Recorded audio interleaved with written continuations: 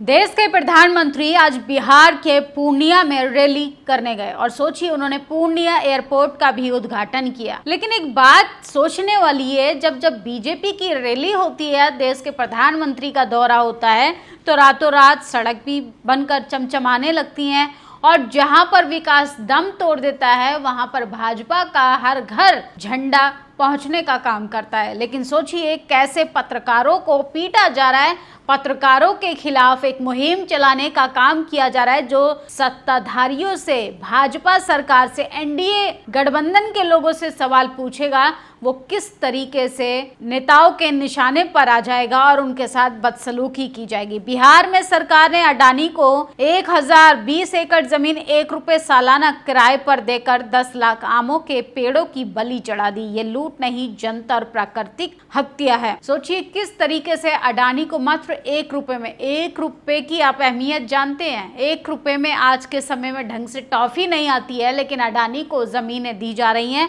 और किस तरीके से प्राकृतिक रूप से गरीब जनता की कमर तोड़ने का भी काम किया जा रहा है। अमित शाह ने किया वीर सावरकर स्पोर्ट्स कॉम्प्लेक्स का उद्घाटन। केंद्रीय मंत्री अमित शाह ने आज गुजरात में वीर सावरकर स्पोर्ट्स कॉम्प्लेक्स का उद्घाटन किया है। सोचिए अपने गुजरात को किस तरीके से चमचमा रहे हैं। वहीं अगर बिहार की सड़कों की बात करें तो रोड पर सवाल खड़ा करने वाले पत्रकार को भाजपा के नेताओं के द्वारा पीटा जा रहा है। किस तरीके से दरभंगा में गुंडागर्दी अपनी चरम सीमा पर है। वहीं तेजस्वी यादव ने ऐलान किया है कि अगर उस नेता के खिलाफ एफआईआर नहीं हुई तो सड़कों को जाम किया जाएगा। तेजस्वी यादव का ये बयान सुनिए। एफआईआर हो और एफआईआर सिर्फ कागजों में ना रहे बल्कि कार्रवाई होनी चाहिए। एविडेंस जो है हम सब लोगों के पास है।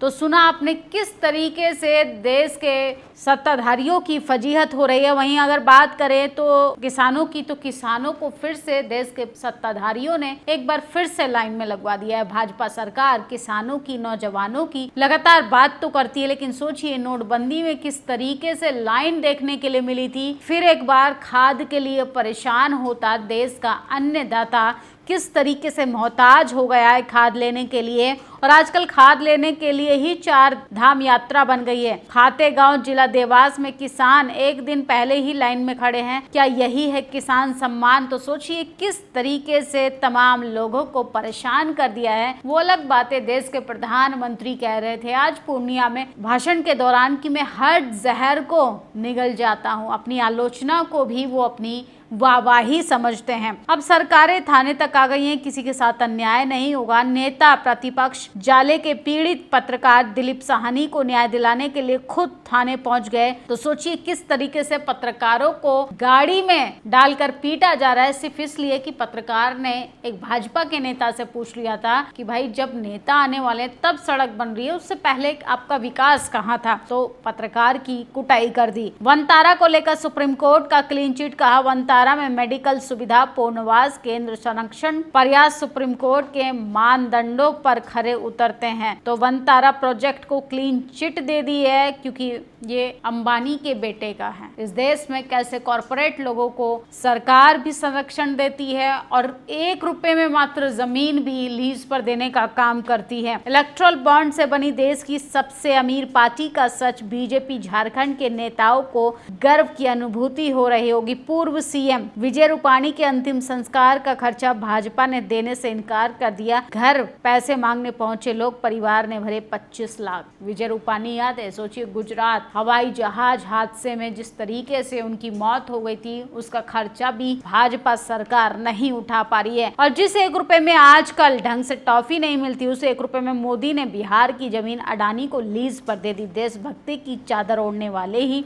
सबसे बड़े देशद्रोही हैं। यही कोई काम अगर एसटी एससी ओबीसी के नेता करते तो छाती पीटने लगता देश का मीडिया। और सोचिए पहलगांव में जिस तरीके से आतंकी हमला हुआ, पाकिस्तान के साथ भारत ने मैच खेला, उसके बाद भी हाथ ना मिलाने को लेकर बदला लेना बताया जा रहा है। शर्म आनी चाहिए देश के लोगों को। किस तरीके से अपने ही जनता का मजाक बना दिया है। एशिया का पहला जानवरों का अस्पताल जहां वन्य जीवों के लिए संरक्षक के लिए सीटी स्कैन, एमआरआई, अनेक आधुनिक सुविधाएं मौजूद है। सुप्रीम कोर्ट ने आज साफ किया कि वनतारा के नियमों, कानूनों और पशु कल्याण नीतियों का किया पूर्ण पालन। तो क्लीन चिट मिल गई है वनतारा को। और बिहार सरकार में शहरी विकास निकाय मंत्री जीवेश मिश्रा से अति पिछड़ा समाज से होने वाले निष्पक्ष पत्रकार ने क्षेत्र में जर्जर सड़क से संबंधित सवाल किया तो मंत्री ने रात के अंधेरे में पत्रकार को बेरहमी से पीटा और मां बहन की गालियां दी।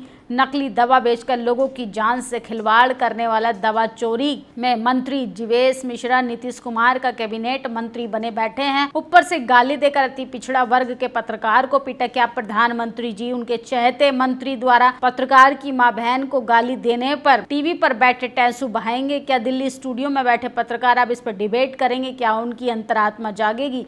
मुख्यमंत्री तो अचेत, बेसुध और मानसिक रूप से अस्वस्थ है, लेकिन क्या प्रधानमंत्री मोदी जी इस गुंडे को बर्खास्त कराएंगे? तो सोचिए, ये जीवेश मिश्रा नाम का गुंडा किस तरीके से अपनी पावर का इस्तेमाल कर निष्पक्ष पत्रकारों को, बहुजन पत्रकारों को किस तरीके से डराने की कोशिश करते हैं। असल में ये वही गुंडे हैं जिनको जातिवाद का अहंकार है, जो नहीं चाहते हैं कि इनकी मनुवाद, पाखंडवाद, सामंतवाद की पोल खोलकर बहुजन समाज का एक पत्रकार आंख में आंख डालकर सवाल पूछे कि आखिर सड़क घोटाला क्यों हो रहा है, दवाई घोटाला क्यों हो रहा है। और सोचिए किस तरीके से मां बहन की गाली के साथ साथ बहुजन पत्रकार के साथ बेरहमी से पिटाई हुई।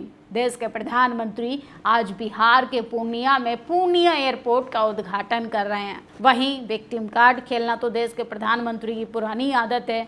और बात विकास की करें तो उन्हीं की पार्टी के नेता सवाल पूछने पर पत्रकारों की कुटाई कर रहे हैं। वहीं तेजस्वी यादव ने कहा है कि अगर जीवेश मिश्रा पर FIR नहीं होती है तो बिहार बंद के साथ साथ अब दरभंगा में भी चक्का जाम किया जाएगा। आपकी क्या प्रतिक्रिया? इन तमाम खबरों पर अपनी राय जरूर दीजिएगा। शुक्रिया। नेशनल दस्तक की आपसे गुजारिश है कि अगर इसको बचाना चाहते हैं तो नेशनल दस्तक को सब्सक्राइब करने के लिए रेड कलर के सब्सक्राइब बटन को दबाएं, फिर बेल आइकन की घंटी दबाएं। नेशनल दस्तक को बचाने के लिए बहुत जरूरी है कि हर खबर को शेयर करें, लाइक करें, कमेंट जरूर करें।